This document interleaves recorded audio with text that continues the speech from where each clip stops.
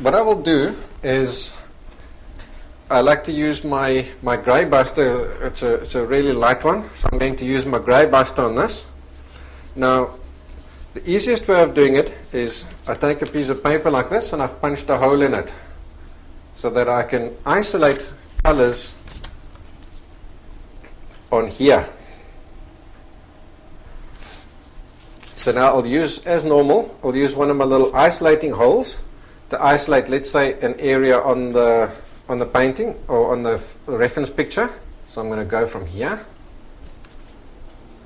And I'll put that down over there. Maybe if I flip it that way, it's going to be better for you on the camera.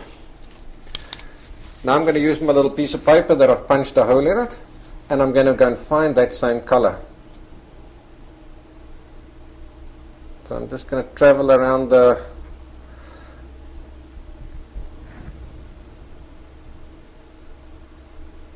seems to be around there. So I'm just doing a little walkabout with my punched piece of paper, and I'm going to take my transparent marker and mark it. Now let's find a few more colors, maybe someone around there. So let's take him, and we're going to find him.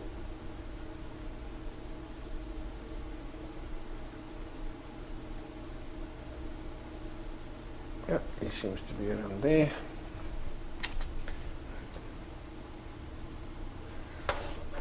I'm going to find another one. Maybe this one here is a different color, so let's go and isolate him and go and find him.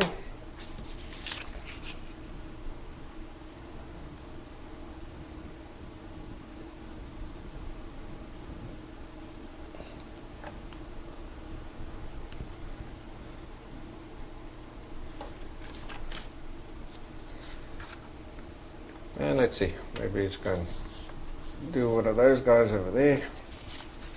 See what we can find.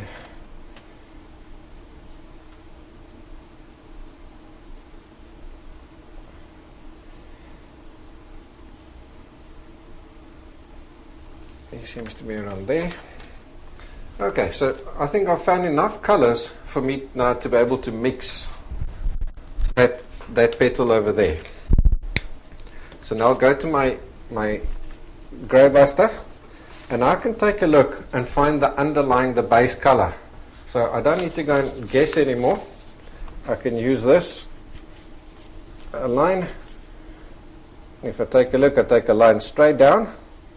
There's my base color.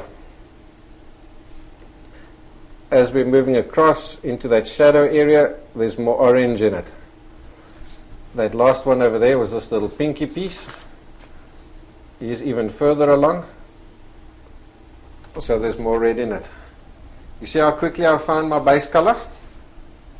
So that's what you're going to do. So we're going to start off, I think we'll start off over there, orange, and as we go along, we'll gradually add more oranges and more reds. Okay. Easy peasy. Let's go and do it. Alright, if I sit like this, you can get everywhere.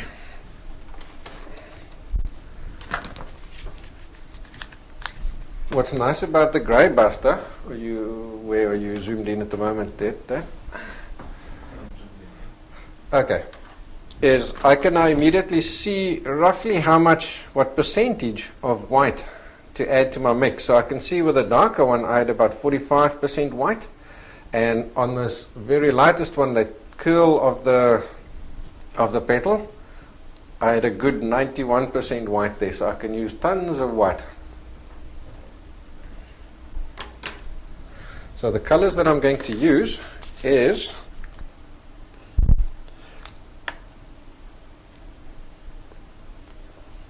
alright, so I'm going to put a whole heap of white down, and I think what I'm going to do is I'm going to use some yellow, cadmium yellow.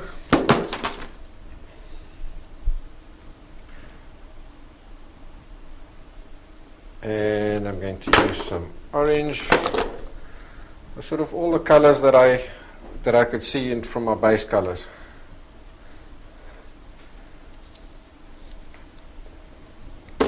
And some alizarin crimson.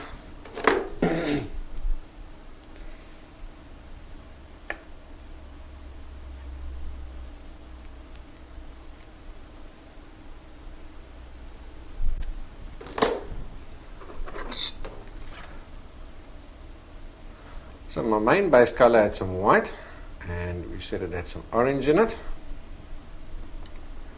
So now I'll take that.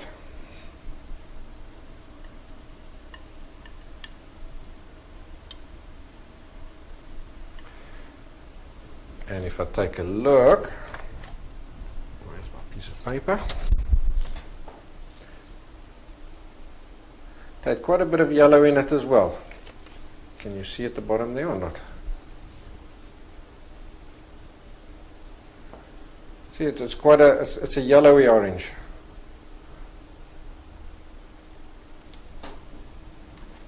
Was that too quick there? So we're going to add some yellow to the mix. And now I'm going to carry on until I found roughly the base color.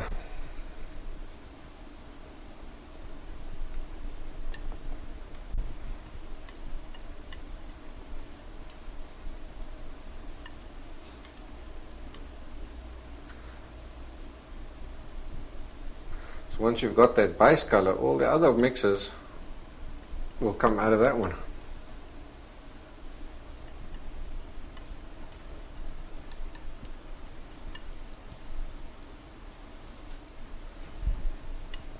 Let's give ourselves a quick check.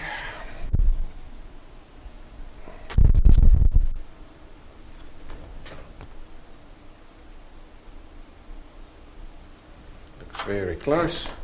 So take a look over here. All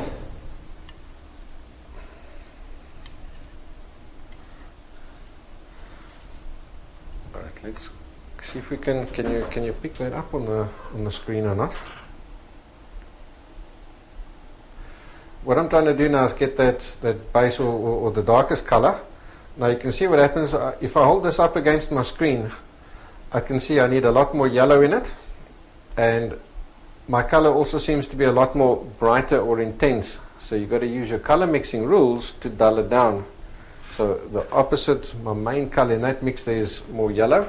So what's the opposite of yellow? It's purple, right?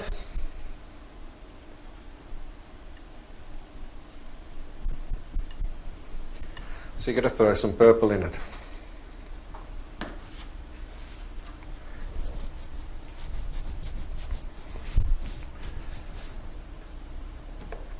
I think what I'm going to do is I'm going to cheat, because I've already got yellow with some purple in it.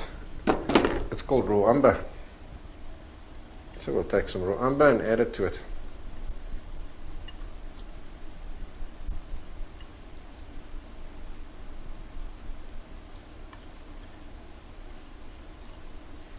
If you see your colors going totally out of whack, like that one there, I think I was going to end up with too big a pile. Then I'll separate that pile and continue mixing like that. Yeah, just going to take a look. Okay, see how close I am? When you're really close, that's fine. Then it's time to stop. Small little differences, it's pointless. It's going to take you 20 minutes to fine-tune that last little half a tonal value, and it's really not going to add any extra value. So once you've got the base or close enough like that, then it's time to stop.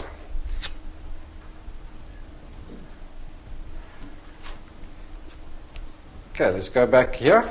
Now you see what I've done is I've got myself to there. To get from there to there, see, what do I need? I need white.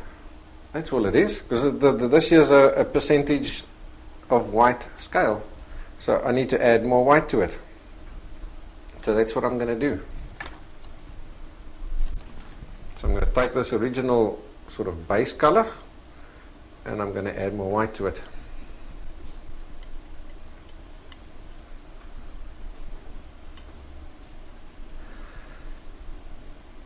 I think you'll see now how important it is to know your color mixing rules. I can do myself a quick check over here just to see if I'm roughly in the ballpark with my tonal values. Once I see I'm getting close, then let's go back to your reference print, or even better, if you can, like me, work off your computer screen. That's your best reference because the colors are always perfect. I find printers tend to wash colors out or modify them a little bit, and one printer to the next would be different, which is not too much of an issue. Alright, so our next color up I suspect was somewhere around there. So if I look at that, now you see I'm holding the knife parallel to the screen. Make sure it doesn't touch because it's quite a pain to clean it. I can see I need more yellow in the mix, so I'm going to adjust my yellow a little bit. So using the grey buster is going to get you that rough match, and from there you use your color mixing rules to fine tune it.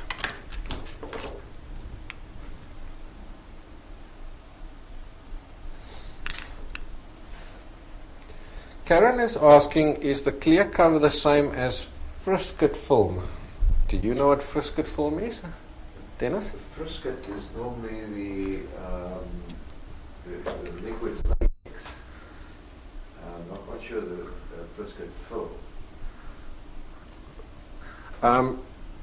Karen, sorry, we don't know. Is the liquid latex is the American term for? Yeah, Dennis is saying that the liquid frisket is sort of like a masking fluid.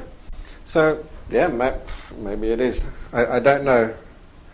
I don't know. I'll have to look it up and then I'll answer that question for you on the forum. The film, yes. Oh, the film. Now he's saying yes. No, it's fine. Now that is it the same? Yes or no? I thought you said film, and I've had a look there now. It's film. Okay. Yes. No. Dennis knows what you're talking about now that he's read it on the screen, and he says yes, it's the same thing. Okay. So hopefully that's answered your question. Okay. Let's go back to our photograph. And I see I'm really close, but I just need more white into the mix, eh? Definitely right tonal value. If you can just zoom out a little bit so that I can get some other. You see, if I come to around here, you see I'm already in roughly in that area there. So yeah, a little bit more white and I'll be there. Okay.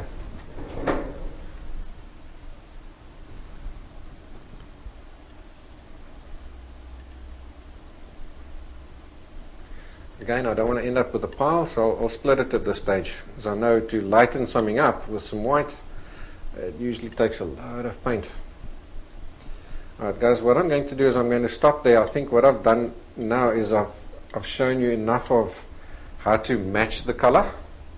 Keep checking what colors is missing or what little fine tunings you need to do. Use your color mixing rules. If you see your color is too bright, it means, in other words, you need to dull it down, throw in some of the opposite color. If your color is too dull, that means find your underlying color and brighten it. So that means if it's too dull, that means you've got too much of the opposite in the mix, and so on.